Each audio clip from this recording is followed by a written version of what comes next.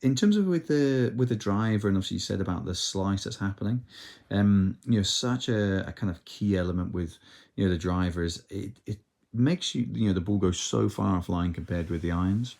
But I can see a lot of actually really good fundamentals within the swing, so we can make some massive inroads. And as you said, you're kind of shooting in that sort of 90s or higher. Now we can absolutely improve upon that, no problem at all. So helps with enjoyment if we can improve on the scoring. Now, if you have a look at this, just a quick little point, just to highlight. Now, even though it's not absolutely pinpoint there, you can see that suddenly the spine angle versus the shaft angle is not 90 degrees. So that's also helps with balance point, by the way. So if you can actually get a lot more balance throughout the swing, you can then be able to suddenly get a lot better in terms of movements of the body. Now, I can't 100% give you the right angles there because you've got the camera angle down the ball to line. So in the future when we work together, all being well, if you can actually just get me the camera angle a lot more towards where the hands and the chest are, so I can see the hand path initially move back, and then I can give you more bang on kind of angles with the swing. But in terms of what we can see here, basically what I'd like to show you is, the initial movement of the driver looks really solid. So, you've obviously done a lot of work with that, so well done. But in terms of the club face straight away, you're starting to open it up.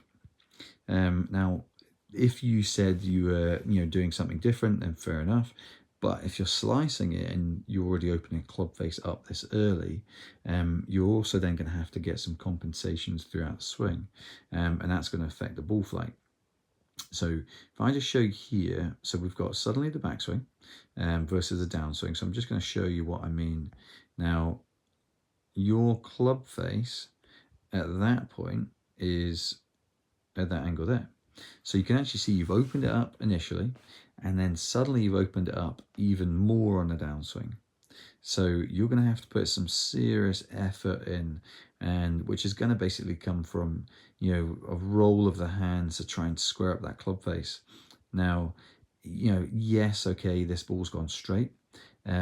But just to kind of like show you is, the club face actually, you can see here twist.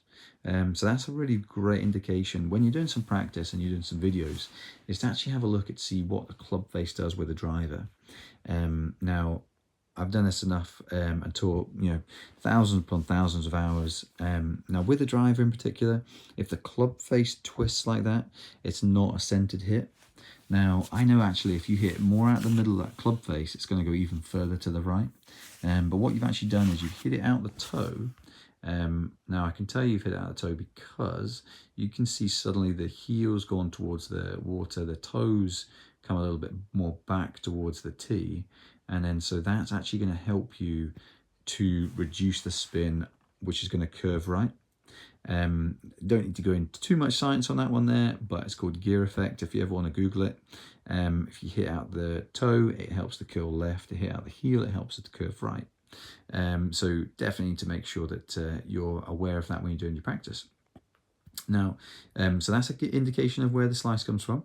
But also, if you have a look here with the swing as well, just to kind of highlight parts of the body that will affect the ability to rotate properly. Now you can see your right heel is coming up, and if your right heel comes up, it's not always a bad thing, but if you're not rotating properly out the way, then that's really going to influence the ability to have control over the arms and also the wrist, which is the club face. So, something that we need to work on there is, trying to make sure that actually the body is more under control, and that will actually influence then the ability to keep the club face under control over fun.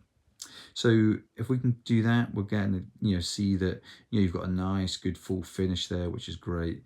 But we just need to make sure that we can tidy a lot of key areas up beforehand, and then build some really nice parts into the swing. So you can see where I'm kind of coming from and the areas that, highlighting that we need to, change and influence on the swing.